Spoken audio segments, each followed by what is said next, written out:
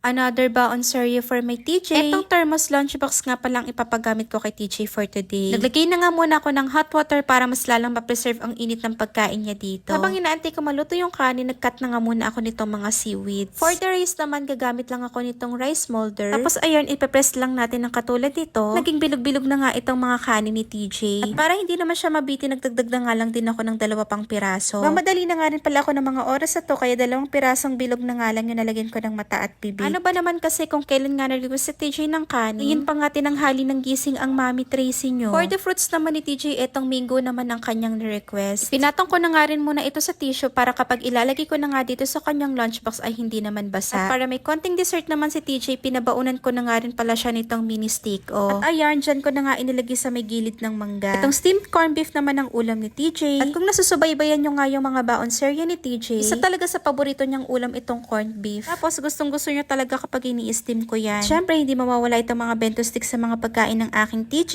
Bali, yung mangoes lang din naman yung nalagyan ko. At ito na nga ang final look ng mga baon ni TJ ngayong araw ng Thursday, mga Mari at Nakshi. At ilalagay ko na nga lahat ng mga pagkain niya dito sa loob ng thermos lunchbox. At mainit niya pa nga makakain itong corned beef at kanin niya sa school. Itong thermos lunchbox nga pala, ilalagay ko na lang yung link sa comment section kung saan kayo pwedeng makabili. At available din pala ito sa aming TikTok shop. At kung hindi nyo naman napanood ang baon serye ni TJ ng Tuesday, ito at ipapasilip ko ulit sa inyo.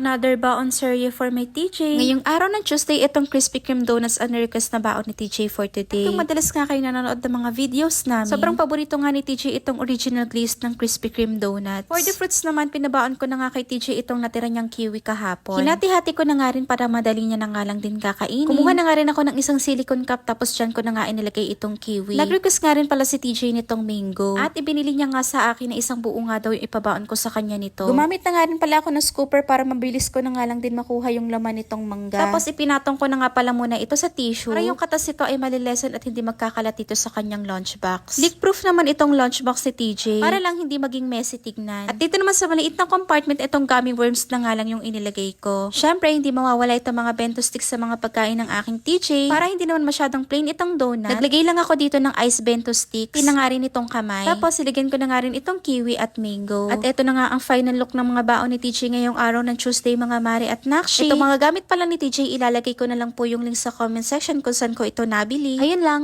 bye!